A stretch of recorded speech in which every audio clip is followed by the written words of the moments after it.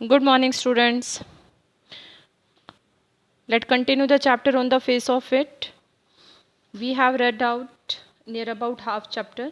लगभग आधा चैप्टर हमारा कंप्लीट हो चुका है. And today also we will continue the reading. आज भी हम रीडिंग को कंटिन्यू करेंगे. What we read out up to now. थोड़ी सी पहले बात करते हैं इस चैप्टर के बारे में कि हमने क्या पढ़ा है. ये बेटा 6 लेक्चर है. ठीक है, 5 लेक्चर इससे पहले हो चुके हैं. कोई ये वाली वीडियो देखता है तो यहाँ से आपको बिल्कुल समझ नहीं आएगा, आपको प्रीवियस वीडियोज़ देखने पड़ेंगे. Name of the chapter is on the face of it. Now listen what we read out. अब सुनिए हमने क्या पढ़ा और क्या हमारा लास्ट पॉइंट था. देखो सारे को टच थोड़ा थोड़ा करेंगे और लास्ट पॉइंट को थोड़ा सा डीप में टच करेंगे. अभी हमने जो स्टार्ट किया था, फर्स्ट सीन ही चल रहा है. This is a play, on the face of it is a play and the first scene is going on, that is in mister Lamb garden. जो पहला सीन चल रहा है कहाँ पे चल रहा है? मिस्टर लैम के गार्डन में चल रहा है. Dairy another character came in is garden. और डैरी जो दूसरा कैरेक्टर है मिस्टर लैम के गार्डन में आता है. Both of them started to talk each other. दोनों एक दूसरे से बातें करने लग जाते हैं. And Derry who decided to leave the place at the time after seeing mister Lamb, then later he was deeply engrossed in his talking. जो वहाँ पे उस प्लेस को छोड़ने वाला था वो मिस्टर लैम के साथ बातों में बड़ा ही इंटरेस्ट के साथ जो है वो पढ़ना शुरू, उसके साथ जो है वो बातें करना शुरू करता है. तो अब उसके बाद क्या हुआ, किस तरह की बातें की देखिए. वहाँ पे डायरी हमेशा जितनी भी बातें बोलता है बेटा नेगेटिव बोलता है. मैंने कहा था एक लिस्ट बना लेना. नेगेटिव नेगेटिव ये कि लोग मुझसे डरते हैं because of my burned face. Nobody love me. कोई मुझसे प्यार नहीं करता because of my burned face. And my life will not be changed in future. Future में मेरी लाइफ ऐसे ही रहेगी, बिल्कुल कुछ चेंज नहीं होगा.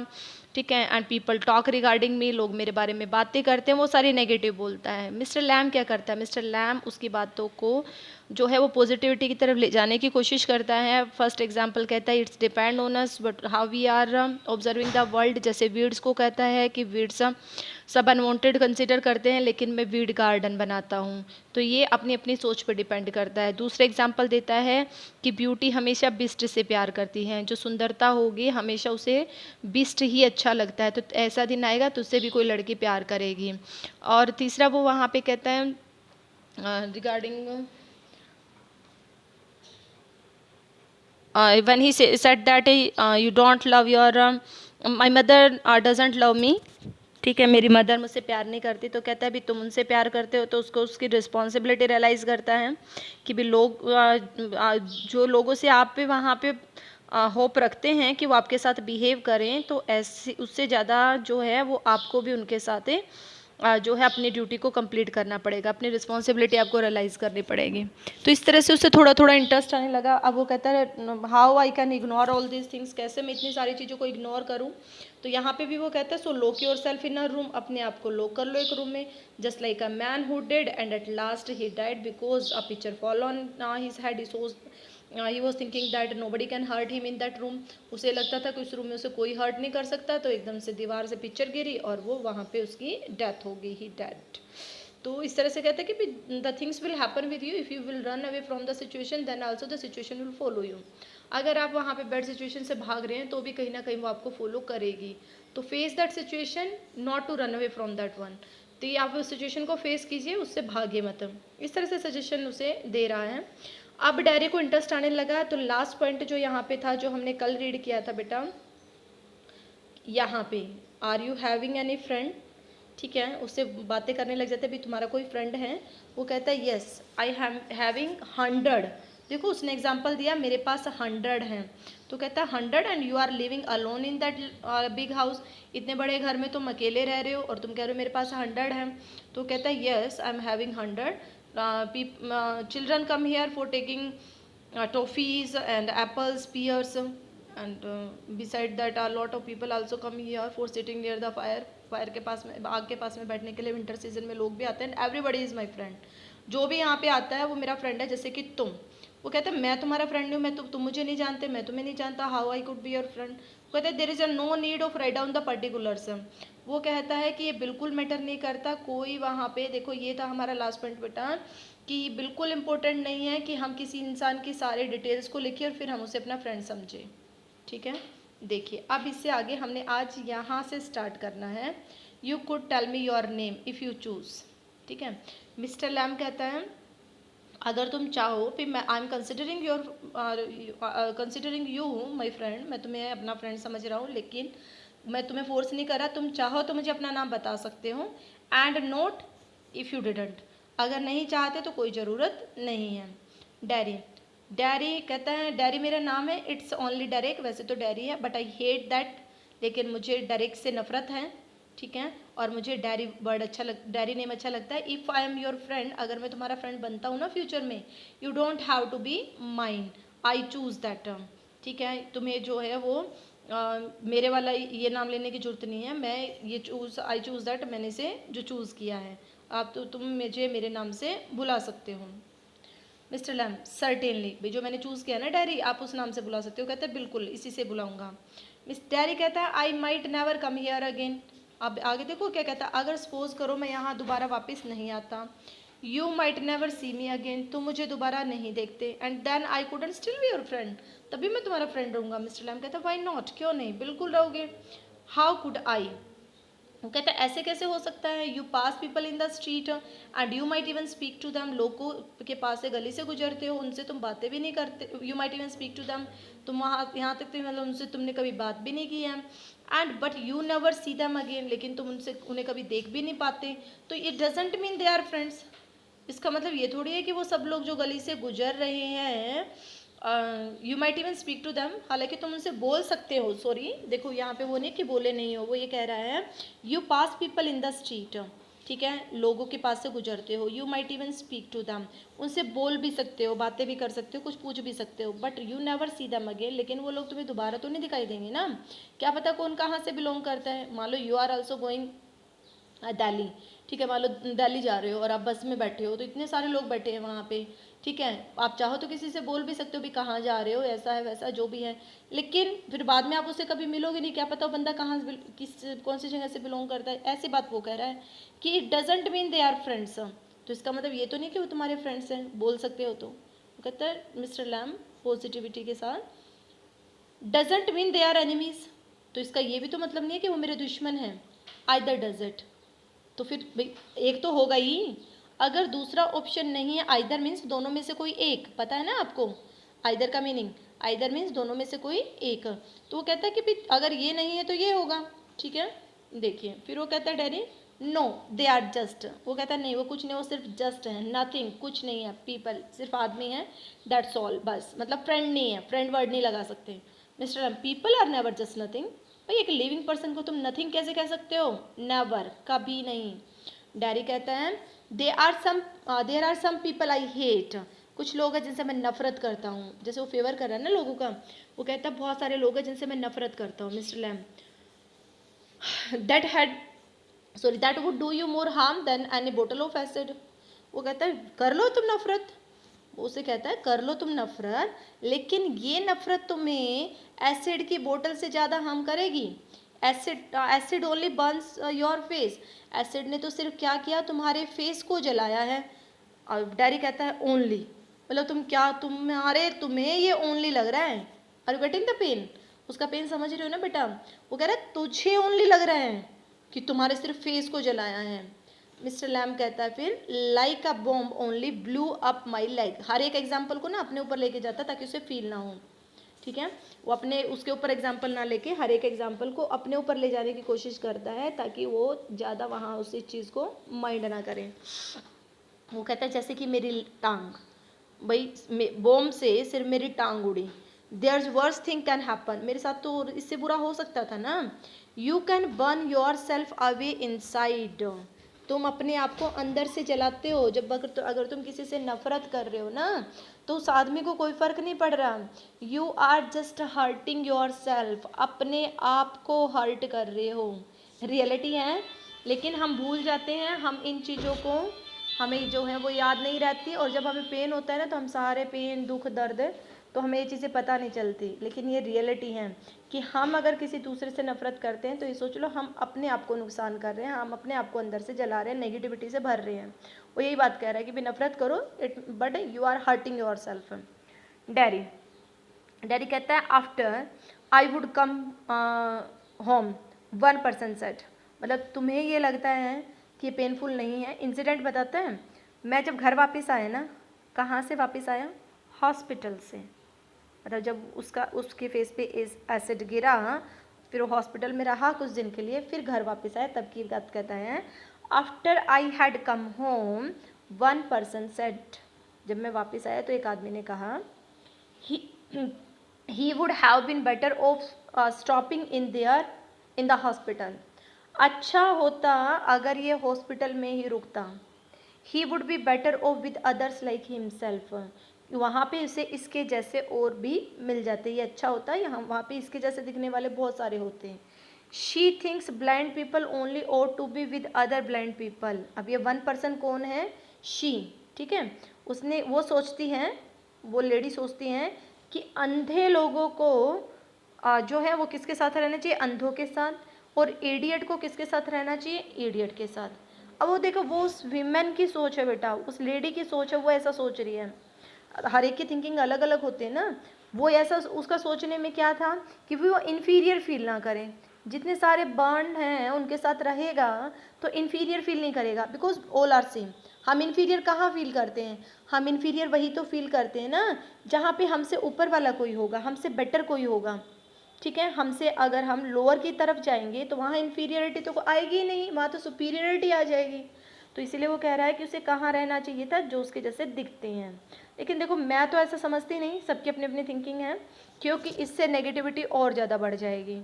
हर एक के जिसके ना 1 पॉइंट और 2 पॉइंट होते हैं, वो मतलब नेगेटिविटी भी ना भी बढ़े, चलो सोचे तो वो नया क्या कर पाएंगे?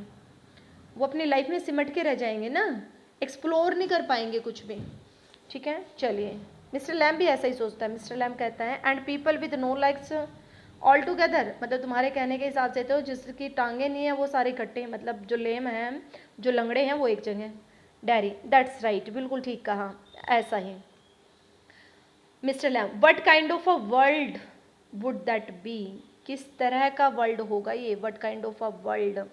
अभी हम आर्टिकल कर रहे थे, एनडीए वाले बच्चे अगर ये वीडियो देख रहे हों तो देखो, हम आर्टिकल कर रहे थे, आया था कि काइंड ऑफ के बाद क्या आएगा? आ आर्टिकल का यूज़ होगा, अगर उसके बाद आप जो नाउन लगा रहे हैं ना उसके साथ, वही चीज़ आ गई ना, what kind of a world.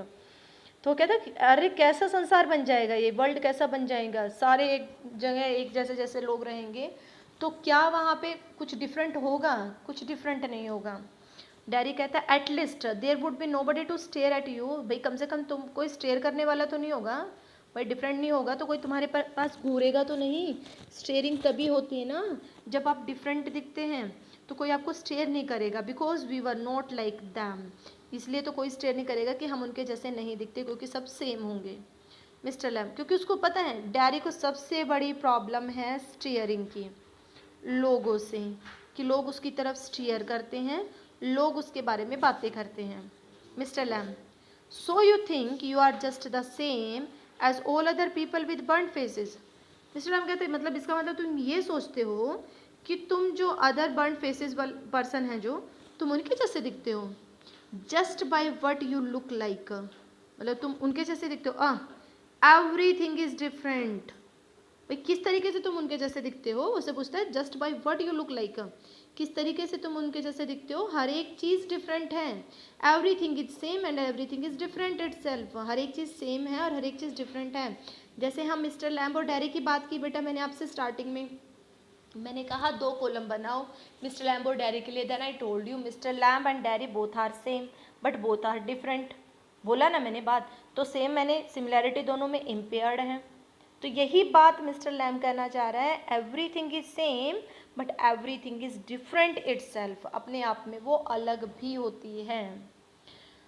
देखो, और है भी यही बात, भाई किसी का फेस जला हुआ है, किसी का कोई सा पार्ट जला हुआ है, ठीक है, किसी की भी आइज़ के नीचे मार्क है, किसी के भी कहीं नोज़ पे मार्क है, कहीं किसी को कोई मार्क है, किसी के फोरहेड पे मार्क है, तो ज़रूरी नहीं है कि सब सेम होंगे, वो भी तो डिफरेंट है ना। चलिए, अब वो कहता है dairy, how do you make all that out, उसे भी ये बात समझ आई, देखो उसे उसकी ये बातें समझ आई, इसलिए वो कहता है तुम इस तरह की बातें कैसे कर लेते हो, तुम इस तरह की डिफरेंट बातें, क्योंकि उसे डिफरेंट लग रही है ना, इंटरेस्ट आ रहा है, आज तक उसके साथ ये इस तरह की बातें किसी ने नहीं की, तो कहता है कि तुम इस तरह की बातें कैसे कर लेते हो। मिस्टर लैम कहता है, वॉचिंग, लिसनिंग एंड थिंकिंग, अब एक नया कॉन्सेप्ट निकल के आएगा, देखो आज हमने एक एग्जाम्पल पढ़ा अभी तक, लिस्ट में ऐड कर लेना which you made in your notebook. What you will add when he asked regarding asked regarding friend and all these things, and beside that gathering of people, he represent an incident of that person who said that, एक person के बारे में जब उसने बताया जिसने कहा who said that when he returned from hospital he said that he must live there, even nobody would be there uh, to stare him, and beside that he will not feel inferior because in the mid of those person he will feel similarity, कहीं ना कहीं उससे जो है similarity feel करेगी and he will feel safe. तो उसका जवाब मिस्टर लैम कहता है no, this is not correct, the world will be different if it happened. अगर ऐसा हुआ तो वर्ल्ड बिल्कुल कैसा लगेगा, डिफरेंट लगेगा. तो ऐसा कुछ नहीं है. हम वो जो कहना चाह रहे हैं कि हर एक चीज़ दिखने में सेम होती है लेकिन अपने आप में वो क्या होती है, डिफरेंट होती है. अब देखिए, अब उसका नेक्स्ट क्वेश्चन आ गया कि तुम इस तरह की बातें कैसे करते हो. तो ये क्वालिटी आ गई अब मिस्टर लैम की quality, watching, listening and thinking, कि हर एक चीज़ को देख के, ठीक है, सुन के और सोच के. तो मैच्योर है, समझदार है. अब वो कहता है आई would like a place like this, मुझे ऐसी जगह अच्छी लगती है. एक गार्डन है जैसे, I would like a house with no curtain, मुझे ऐसा घर अच्छा लगता है जिसमें कर्टेन ना हो. मिस्टर लैम, फिर क्या हुआ, गेट्स ऑलवेज ओपन, आ जाओ, गेट खुला है. But this is not mine, मेरा घर थोड़ी ना ये. Mister Lamb, every things yours if you want it, अगर तुम चाहते हो ना इस घर को तो सब कुछ तुम्हारा है. वट्स माइन इज़ एनीबडीज, जो मेरा है वो किसी का भी है, हर किसी का है. जो मेरा है वो हर किसी का है. डैरी कहता है so I could come here again, तो इसका मतलब मैं यहाँ पे दोबारा आ सकता हूँ.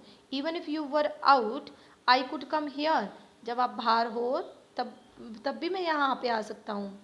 मिस्टर लैम, सर्टेनली, बिल्कुल आ सकते हो.